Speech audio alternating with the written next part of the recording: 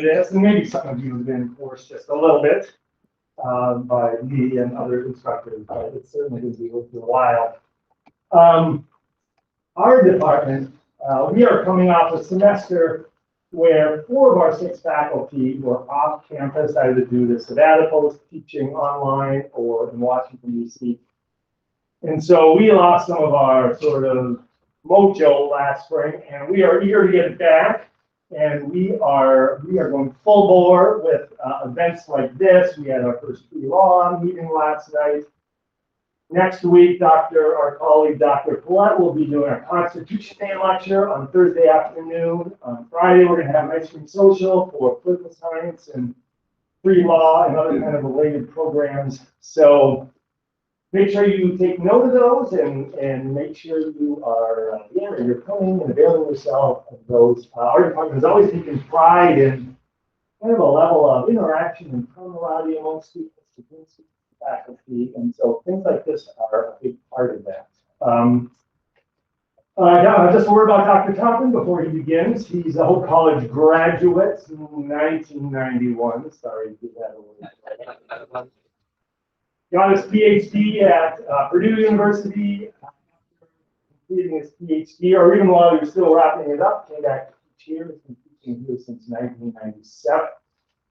I distinctly remember in the wake of 9/11, in U.S. policy taking us into Iraq and Afghanistan, that Dr. Toppen was especially kind of into that on top of what was happening, sharing his expertise with the campus and with the students.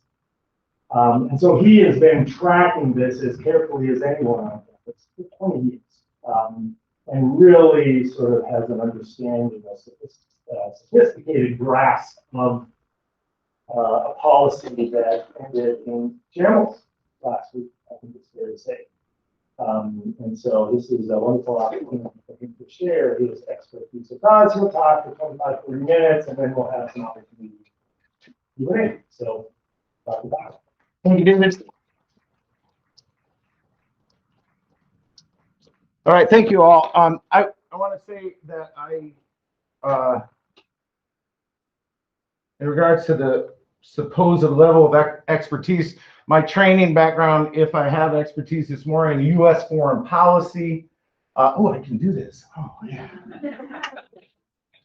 I've been jealous of President Matt. I've been able to speak and take off the mask. So, all right.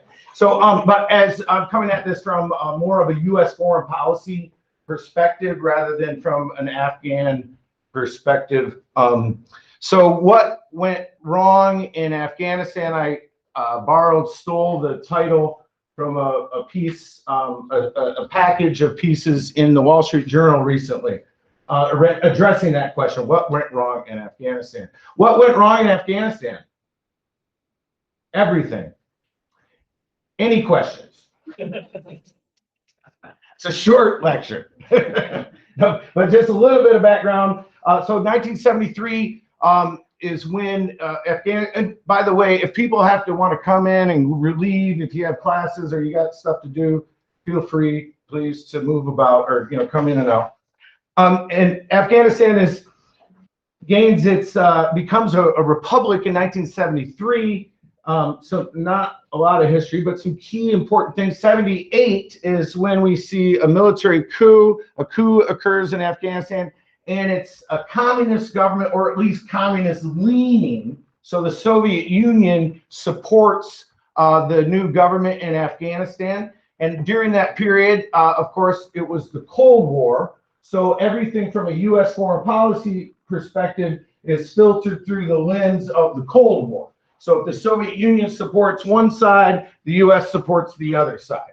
So we had a kind of a classic proxy battle going on. Then in 1979, the Soviet Union invades Afghanistan to prop up what they considered a friendly government in Kabul. And so the U.S. then begins covert operations through the CIA supporting the opposition to that Soviet-backed government. And so the U.S. supported the Mujahideen, the holy warriors, fighting against the superpower, in this case, the Soviet Union. And so the U.S. participated, but not with boots on the ground, not with an invasion. The Soviets had invaded, so the U.S. was involved, but in a covert way through the 1980s. The Soviet Union begins to implode, deep problems, and in 1989, the Soviets decided to withdraw out of Afghanistan and kind of left as a wounded imperial power, right? That they were defeated essentially in 1989. They left Afghanistan, and so the United States, to a certain extent, at that point, kind of, Afghanistan is a problem. But it's not our problem. During the 1990s, the U.S. kind of disengaged from Afghanistan after the Soviet Union had left.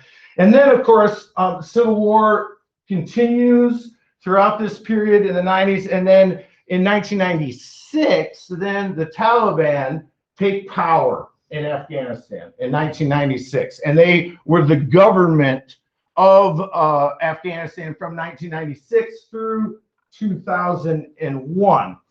And so during this period, as I suggested, the U.S. position was, yeah, what's happening there is sad. It's a civil war. There's humanitarian disaster.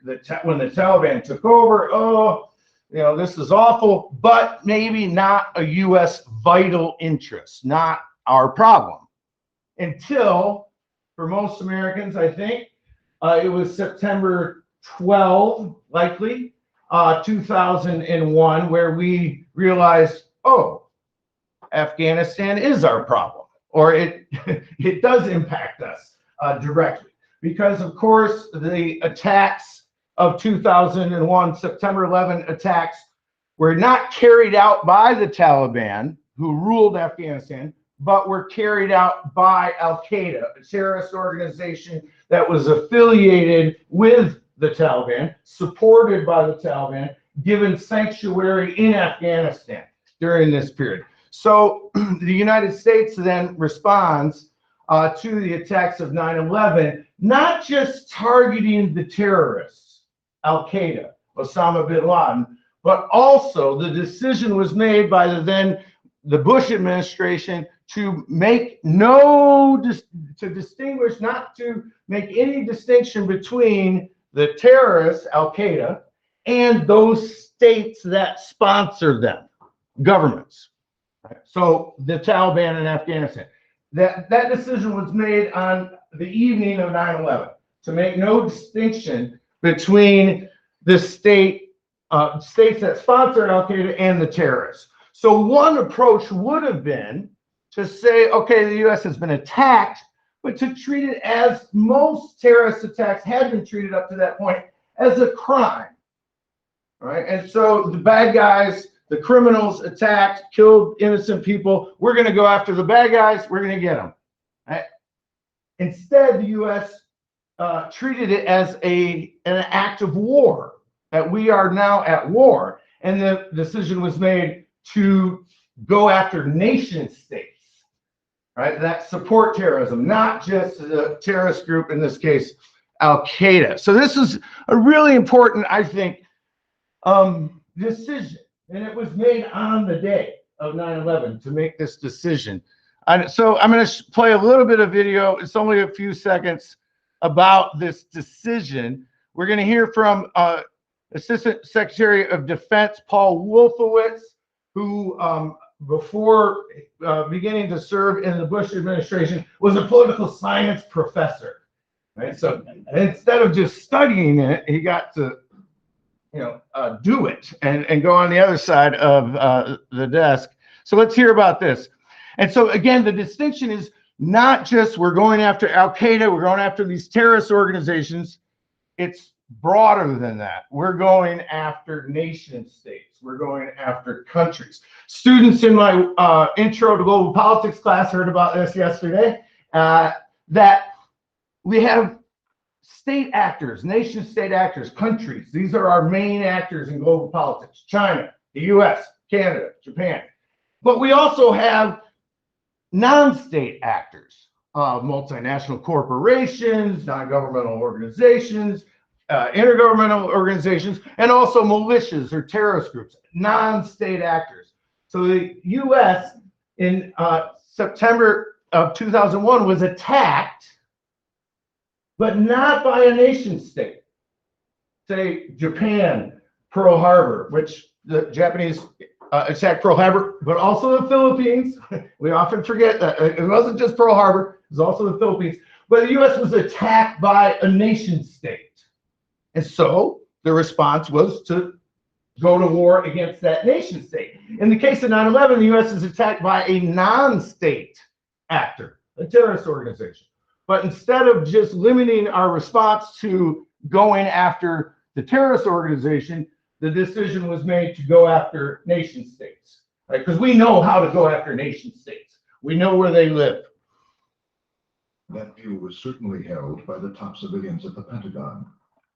The president's statement on the night of 9/11 was now being used publicly to make the case for war against Saddam Hussein. The president's words are pretty good, so let me say it's not just simply a matter of capturing people and holding them accountable, but removing the sanctuaries, support systems, ending states who sponsor terrorism. Ending and that's why it states! has to be a broad and sustained campaign. And that was taken by everybody to be a sign that he felt that at this point we should go after Iraq. And it alarmed Powell and people in the State Department, who again felt it was inflaming the situation. So the U.S. is attacked by a non-state actor, and in response, the U.S. attacks two nation states, Iraq and Afghanistan. Taking their eye off the real ball, which was to go after Al-Qaeda in Afghanistan. Are we really after ending regimes, or are we simply going to try to change? We're after ending terrorism. And if there are states and regimes, nations that support terrorism, we hope to persuade them that it is in their interest to stop doing that. But I think ending terrorism is where I would like to leave it. Let Mr. Wolfowitz speak for himself. So Secretary of State Powell lost that argument, right? And the decision was made to go after states and not just to end terrorism. But Wolfowitz, he knew he was saying something big with the dramatic taking off of the glasses, right? And he said, we're going to end states. Okay, and so as Secretary of State Powell had put it for years, it's the Pottery Barn rule. You break it, you bought it. Right? So if we're going to end states, then that means we got some putting back together of the state to do, or the government, right? So for non-international relations, non-global studies folks, when we say state, we mean country and not Indiana or Michigan. So ending government. So once you end a government, then we have a response. There's, okay, well, now what, right? So now it's not just going after the terrorists, going after the bad guys, but it is about nation building. Right? And more appropriately, more accurately, we should call it state building, because it's not about building a people group, a nation. It's about trying to prop up a government, a state apparatus, including the military, so the armed forces and also the government. And so this became then the project after 9/11 to prop up and to build a nation, or to get involved in state building. And so what we saw this past few weeks is the complete failure of that effort. Right? So Al-Qaeda, there was success there. Al-Qaeda had been largely decimated after the U.S.-led invasion with allies. Osama bin Laden is killed in 2011. And Al-Qaeda as an effective terrorist organization was really limited and reduced. So in that regard, success. However, in terms of propping up the nation or the government or the state of Afghanistan, obviously we see much less success. And so what does this all mean? What we're seeing, I think, in the past few weeks, the Biden administration is saying we will not use military force unless it is in the vital interests of the United States. So we have an interest in democracy overseas. We have an interest in promoting human rights. We have an interest in education and empowerment of women and girls in Afghanistan and around the world. It's an interest. We support that, but not a vital interest. Right? And so what that means is that we're not willing to go to war for these things. And so President Biden has kind of announced a turning point, perhaps, in U.S. foreign policy, where we used to do that, but we don't do that anymore. So if we, look at George W. Bush, his presidency, particularly looking at his second inaugural address, where he says the price of protecting liberty at home is connected to protecting liberty abroad. So the promotion of freedom, of democracy in other countries, including Afghanistan, including Iraq, that is not just to support those people or to be altruistic or to help. The idea is that it's in our vital interest to do these things. And we can go back this is a theme throughout U.S. foreign policy, and it's not just Republican or it's not just a partisan thing. JFK, Kennedy in his inaugural address said famously, we will pay any price, we will bear any burden for the defense of liberty around the world. Like, whoa, right? This is a big ambition, a big goal. And so that theme that throughout U.S. foreign policy continues through the George W. Bush administration, and then beginning with the Obama administration and continuing through Trump and through Biden, we see this argument that that used to be how we did it, but we're not doing that anymore, right? We're not doing nation building. It's not in our vital national interest. So President Obama had announced and ran on it in 2008. Initially, we're going to leave Afghanistan. Right? He ended up sending tens of thousands of more troops there. But this idea that we got to get out. President Trump, of course, former President Trump, when he's running, he said, I'm going to end these endless wars. We're going to get out. Right? And President Biden continued with that line of thinking and said, this is not in our vital national interest, and we're getting out. So there's some continuity there, and it might signal maybe a real break. So if you go back to Vietnam, Iraq, Afghanistan, some are saying that what we're seeing right now is a real shift, actually, and to say we're not going to do that anymore. The promotion of liberty or democracy abroad, it's important. We support it.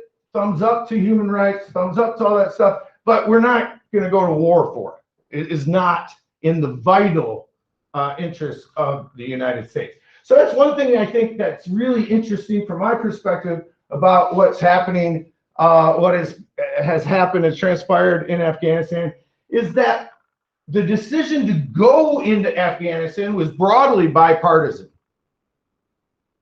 The decision that was made to not distinguish between the terrorists who attacked us and the states, the governments that sponsored those terrorists or supported those terrorists, that decision was widely supported. The congressional authorization that begins the war on terror from the U.S.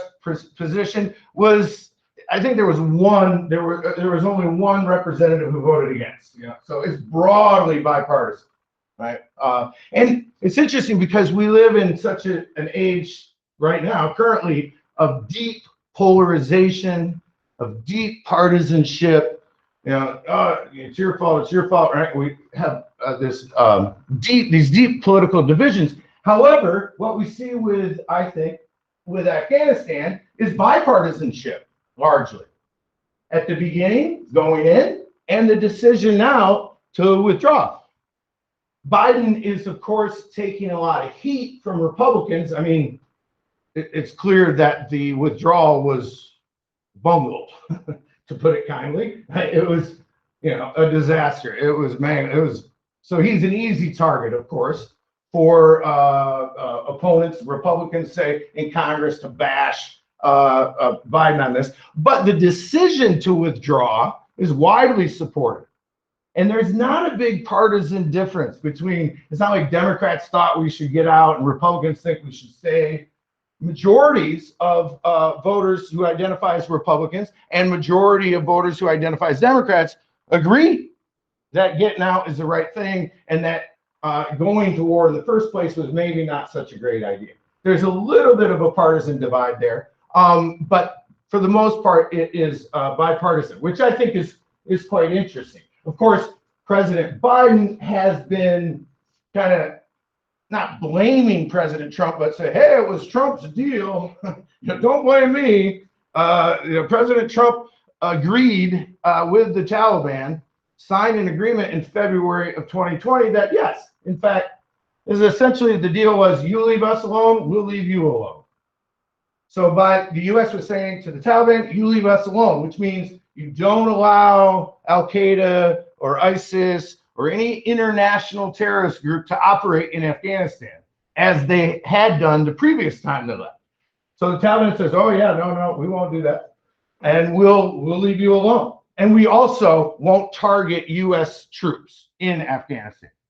And the U.S. said, okay, as long as you do that, then we'll leave you alone, essentially, and we'll get out. And so the decision to withdraw from Afghanistan, I think, was made months, if not years ago. You could say it begins with the term of Barack Obama as his first term, saying we need to get out. And for the most part, Americans agreed with him. Right? We do have hawks, more of them on the Republican side than on the Democratic side, but the Lindsey Graham types who think, no, we need to keep up the fight and we need to keep fighting in Afghanistan and these other places. But for the most part, we see it is bipartisan. And we had just had an election not too long ago. Some of us want to forget it. But in November of 2020, we have an election. Do you remember the debate among the candidates about Afghanistan and what we should do about Afghanistan? Me neither, right? Because they largely agreed. We need to get out. President Trump had signed this agreement, had begun the negotiations, and signed an agreement with the Taliban. And candidate Biden essentially agreed. And they were on the same side of that. So they don't need to run against each other on the issue of Afghanistan. And for the most part, Americans, not all, but most of us agreed with them. It was not debated. So the decision to essentially be willing to hand over Afghanistan to the Taliban, that decision was made in a bipartisan fashion long before, from my view, before President Biden takes office, which is not to absolve the Biden administration from the mistakes that they have clearly made. Okay, so that's one interesting point that is central. Another central point, I think, kind of a key takeaway, to use that language, of what's going on and what has transpired is the limits of military power. The limits of military power. The United States military is the biggest, baddest military the world has ever seen, right? Technological improvements, right? The humanity has never seen a military like the United States currently. And $800 billion each year in military spending. The wars in Afghanistan and Iraq, by the way, were not financed through the normal defense budget, Department of Defense budget. They were separately allocated those funds. So some years we're spending $1 trillion a year on military defense. And what did it get the United States? Right. So even when international relations scholars call this asymmetric conflict. Asymmetric conflict. How do big countries lose small wars? So you have, if you're coming from Mars, you're the Martian, and you're looking around like, what's going on here? And you have this superpower, a superpower like none other, military superpower. And they're going to war against the Taliban. and who's going to win this battle, right? And so for many critics, it's an overemphasis or an over-reliance on military options or a military approach to foreign policy problems, and putting diplomacy or economic policy tools off to the side and relying and focusing on a military option. And so I think it's kind of a shared view. Lindsey Graham might not share it, but that it doesn't work, right? It doesn't work. Yes, we can use the military to go after bad guys, to decimate Al-Qaeda, to decimate Islamic State, but the notion of using the U.S. military to intervene and force regime change and then try to build up a government, nation build, or more appropriately, state build is relatively ineffective. This recent article in the Atlantic says, Afghanistan is your fault. Oh, thanks a lot. I'm glad I came. And the idea, though, is that who talked about Afghanistan for the last 20 years? I mean, I have been teaching U.S. foreign policy, so we've been reading Carlotta Gall's book, The Wrong Enemy. Some of us have been focused on Afghanistan to a certain extent, but for the most part, like I read the Wall Street Journal every day, and maybe not today, but a week ago, I could say the Wall Street Journal has covered Afghanistan more in the last 20 days than they have in the last 20 years. Right? So it's sometimes called the forgotten war, where it's just really not that important, right, to the American public. And so I make that point that the politics of it, the domestic politics of it, there's not really Republicans this way, Democrats that way. There seems to be, there was kind of a shared disengagement of the significance of Afghanistan. All right, so and one way to look at this is that Biden, is awful as it happened, is it was bungled, this withdrawal, but he did it, right? President Obama, candidate Obama says, I'm going to end these endless wars. I'm going to bring the troops home. Wasn't able to do it. President Trump, we got to get out of there, right? We got to end these endless wars. Well, it had initiated that process, but didn't complete that process. And so now we have a third president who has promised to end the war in Afghanistan, and for better or worse, did.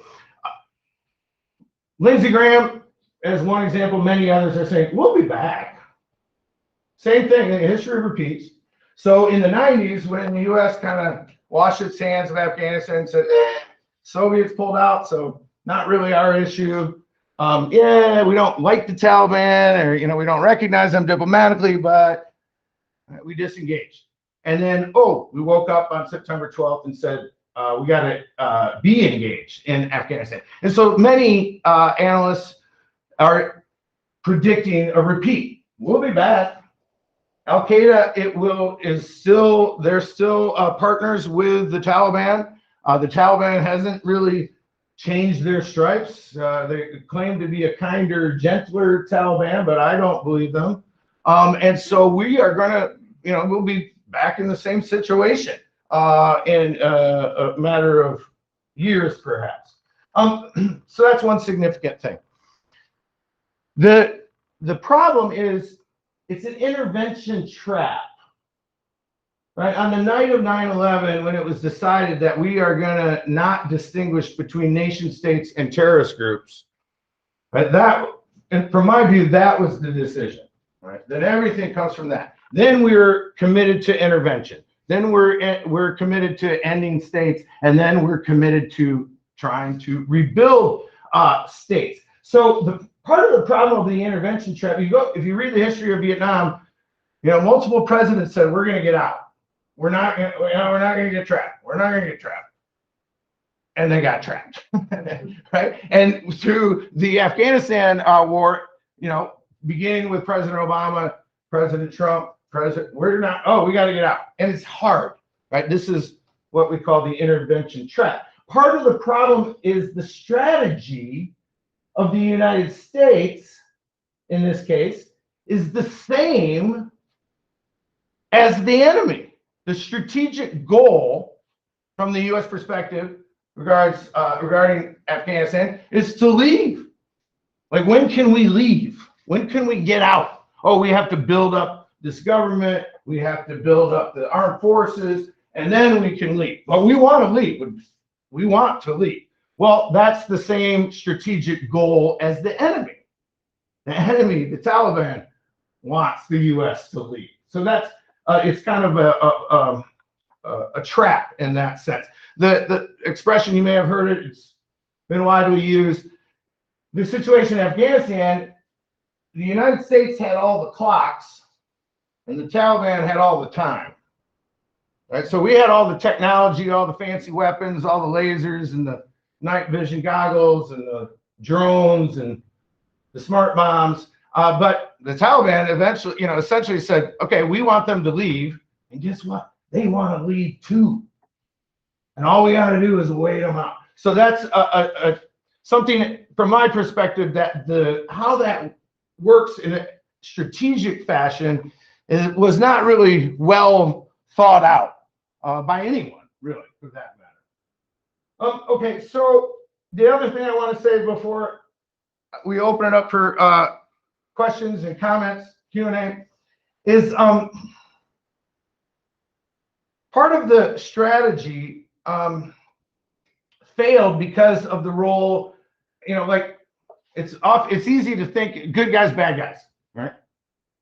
When you're in a war, there are good guys, us, and then there are bad guys, them. Who's Pakistan?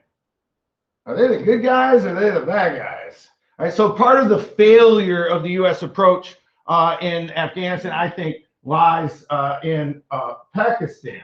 So Carletta Gall, I mentioned this book. This is The Wrong Enemy, America in Afghanistan, 2001, 2014. I recommend this.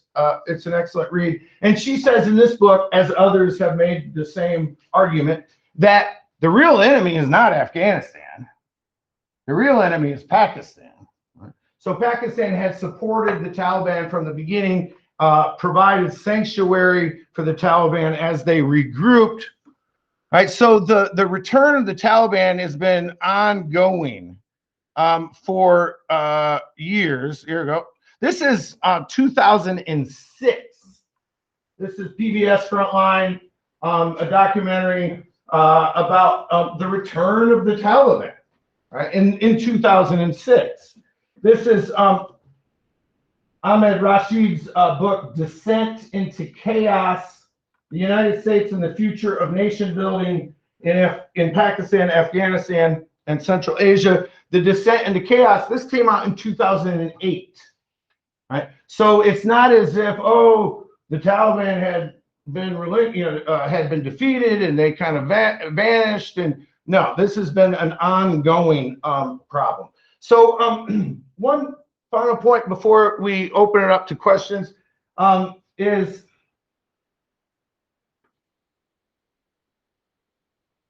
we were lied to. Right? This is a hard thing to accept. All right. We support I support our troops. I hope people have had conversations with people who have served in Afghanistan and listened to them.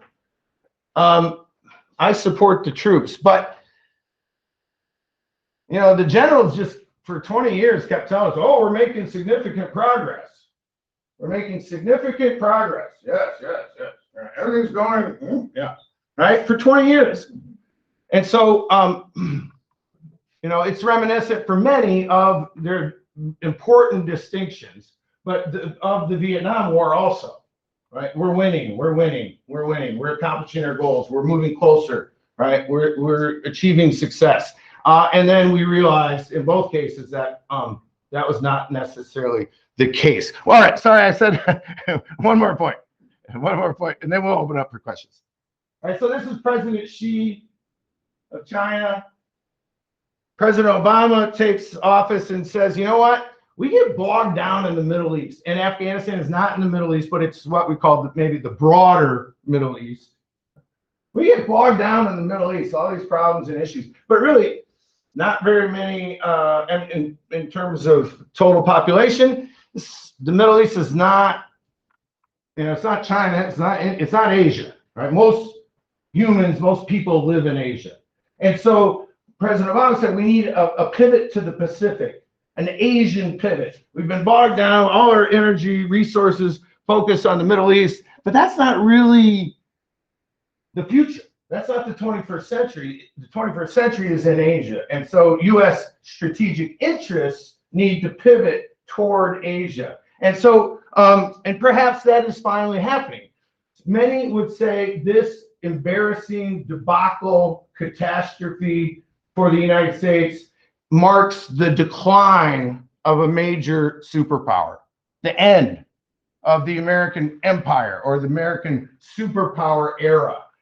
Others might say, no, actually, this decision allows the United States to step up to the challenge of being a 21st century superpower. And the requirements of that challenge are in Asia. The attention needs to be focused to China and Asia and withdrawing from the Middle East rather than being bogged down and putting time, energy, resources, lives into the broader Middle East. Okay, I've got lots more to say, but we'll see how much of that comes up with questions. We have 24 minutes until noon. If you have to leave, if you have class, feel free just at any time. Yes, please.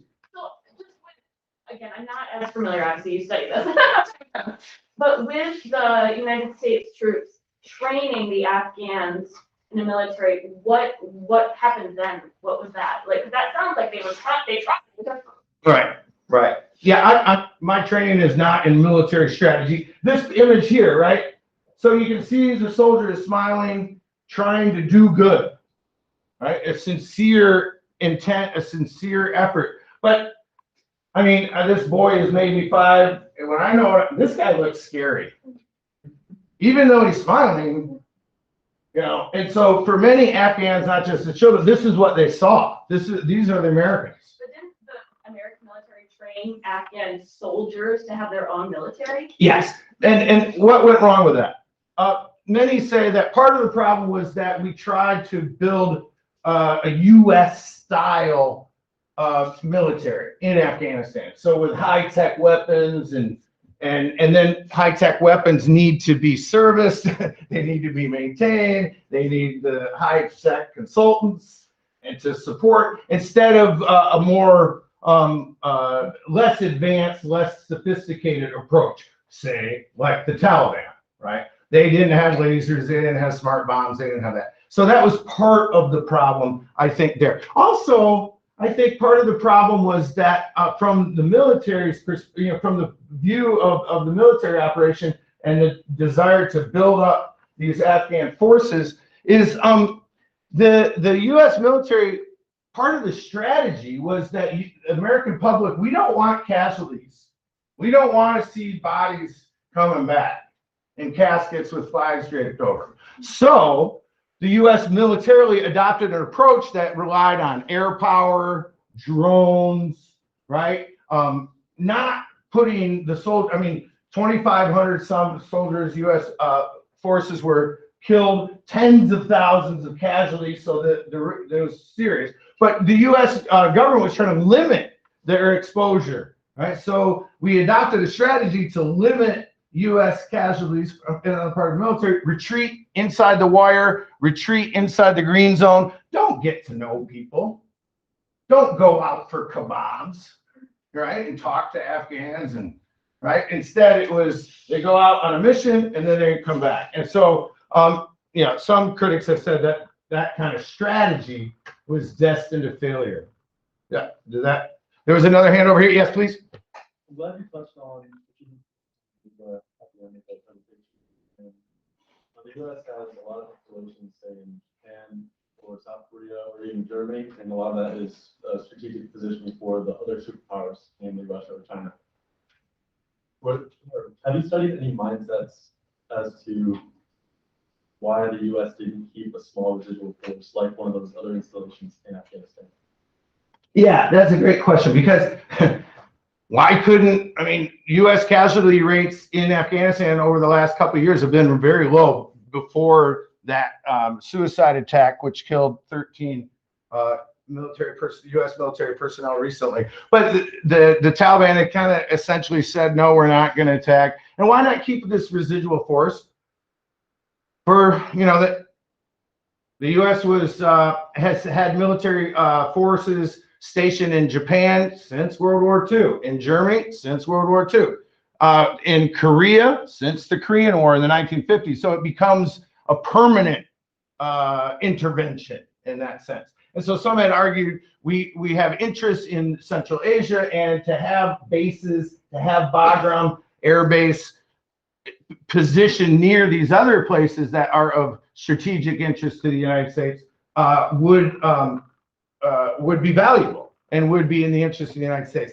President after president, though, decided that the strategic advantages of having a permanent installation or permanent military presence in Afghanistan were outweighed by the downsides of that. But that's a very important point. That's a loss for the U.S.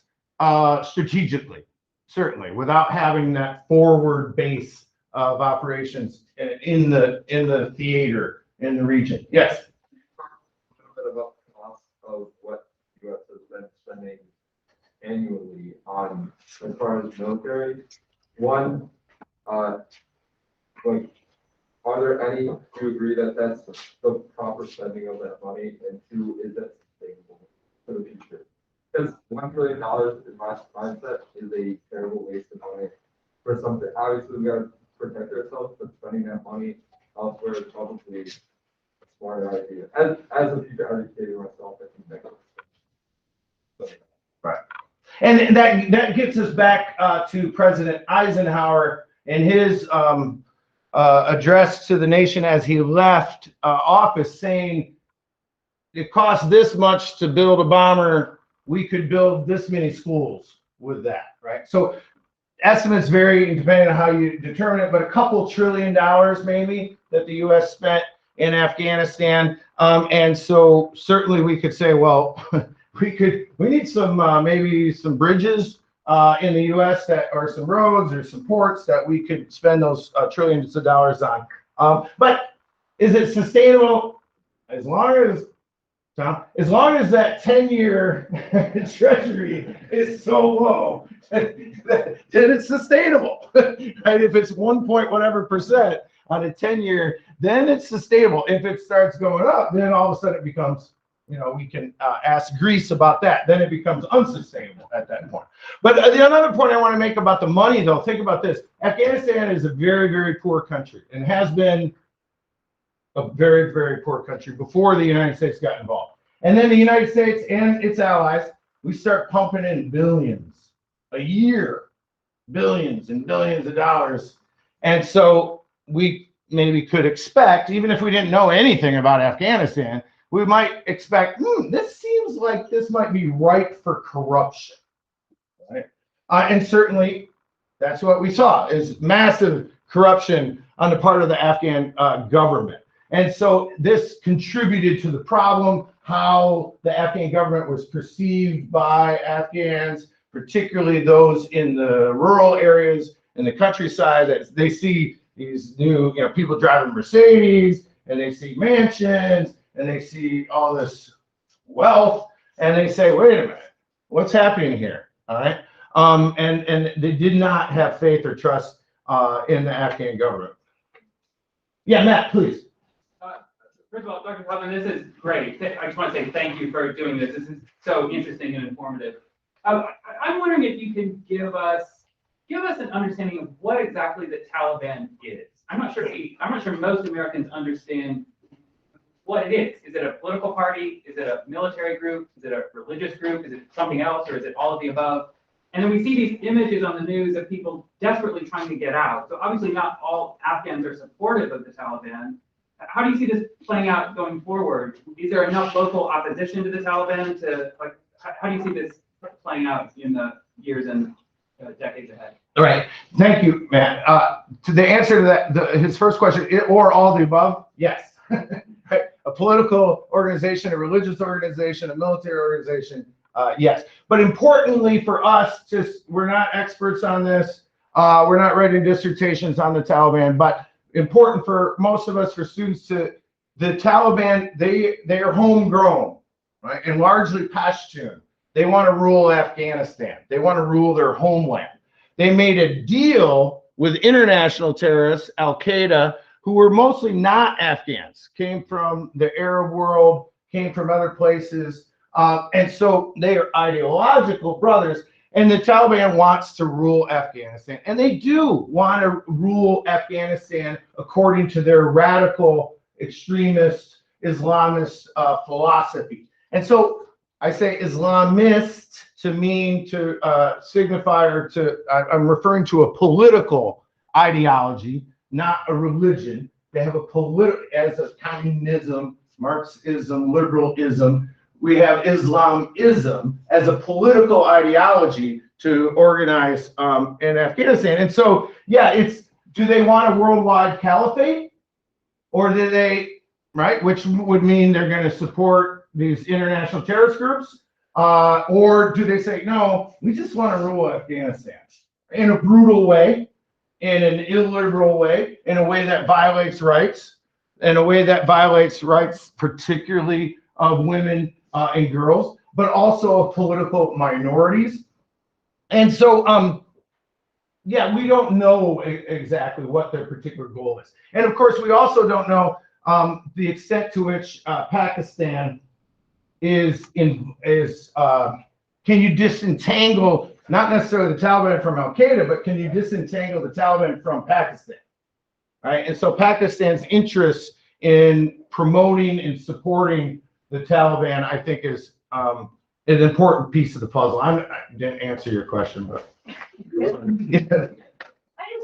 I'm breaking my rules. I promised myself I wasn't going to talk, but the forgotten war part is just, it sticks with me every day, because my husband served from 2000 to 2008, and there has not been a week of my life since I married him on July 29th of 2000 that we have not, well, scratch that, September 11th, 2001, that we haven't talked about Afghanistan. And I think a lot of what people don't realize is in Vietnam and in World War II, everybody bore the risk. And so few people serve now, and the populations they come from are so different. Like my dad, there's not a person that served that was 18 during the Vietnam era that didn't think about what their options were going to be. And it's easy to forget it when you don't live it. And I think that is playing so much. And the support the troops thing, I also just want to say it's important to realize the troops are not a monolith, and they have varied political and religious and all of these differences too. So this is more of a statement than anything, but I just. And I want to echo that statement. I was just this morning rereading a piece that many, and not all troops, they're not monolithic, yes, but many troops would say America is not at war in Afghanistan. The troops are at war in Afghanistan, but the country, yeah, we're not making any sacrifice. You know, they said America is not at war, and America's at the mall. You know, and our lives kind of just continued. If you didn't have family, if you didn't have significant folks in your lives who were serving, you know, I heard personally from folks who came back after military service in Afghanistan, and they would say to friends, neighbors, oh, I just came back from the war. What war? And they didn't mean Iraq or Afghanistan. They just didn't even kind of realize that the United States was at war. So I echo that. I know it's 11:49 right now, so if you have class at noon, you got to get out. Please feel free to do that. But if there's another question or two, and I'll stick around too if you want to. Yes, please. Not only go after nations, but also the states that support them. And then you talk about how the United States has a wrong enemy about Pakistan. What do you think went into the decision not to target Pakistan in a similar way to targeted Afghanistan in the aftermath of September 11 and Pakistan's ongoing involvement? That's a great question.